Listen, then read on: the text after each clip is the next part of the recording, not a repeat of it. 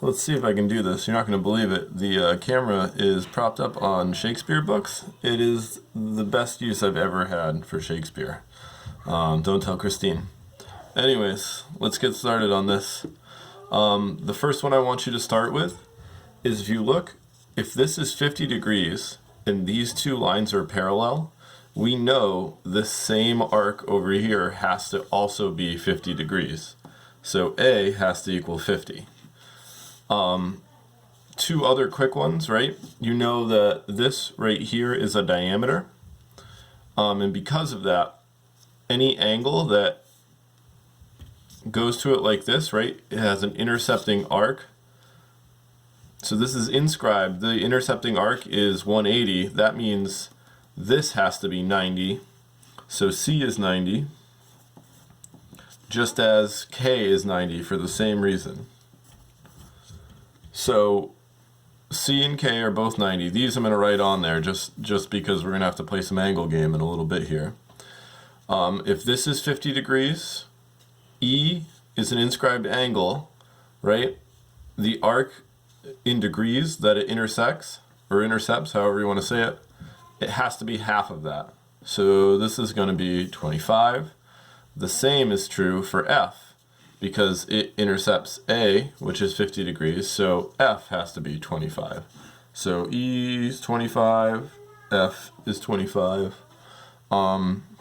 Now, 50 and 50, right? We know this whole arc has to be 180 because it's half a circle. So 50, 50, B has to be 80.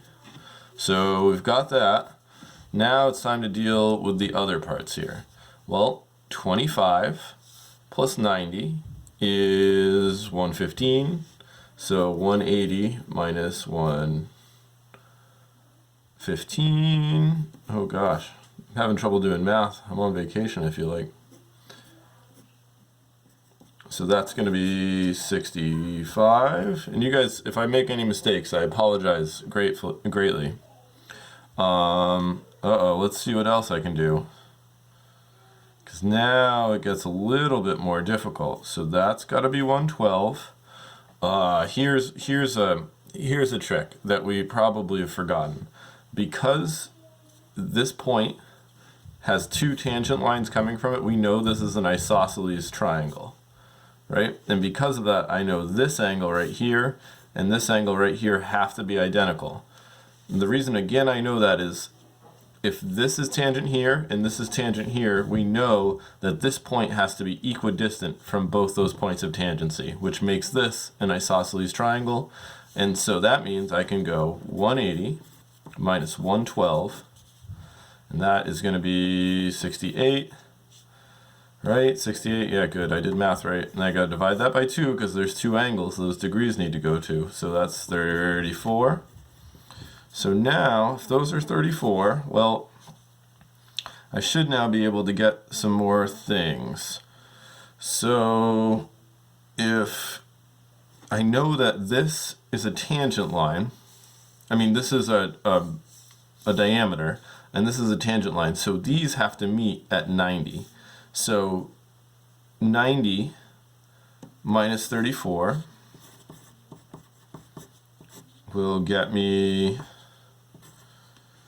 this. Once I get that, right, does that again make sense, right? We talked about it in class as a radius would be perpendicular to the tangent line, but in this case it's a diameter, and you know that a radius is half a diameter, so this still has to be 90 degrees to make that work. So the other thing now that we have 56, 90, and then that'll give us I. So 180 minus 146. Right, I just added 56 and 90 to get that 146. And that is also, am I crazy? Is that also going to be 34? Yeah. So I is 34. Now I gotta figure out, oh, and if this is 34, this arc has to be 68. So remember, I is an inscribed angle, which means the arc it intercepts, which is this junk right here, this arc right here has to be double that. So that's 68. So N is whatever 180 minus 68 is. 180 minus 68. And then that should be, we've already done that, right? That's going to be 112. So n equals 112. So let me just recap that. So n is 112. M, did I solve for m? Oh, haven't solved for m yet. M is going to be 90, 34, so 180 minus 124, right? 90 and 34 is 124. And that is going to be 56. Oh, I already had that, didn't I? Somewhere. Oh, G and M are the same. So that's 56. 56. I is 34. G is 56. And what was D? D is 65. There we go. There's the whole paper. Email me if you have any questions. I just figured I better put a video up.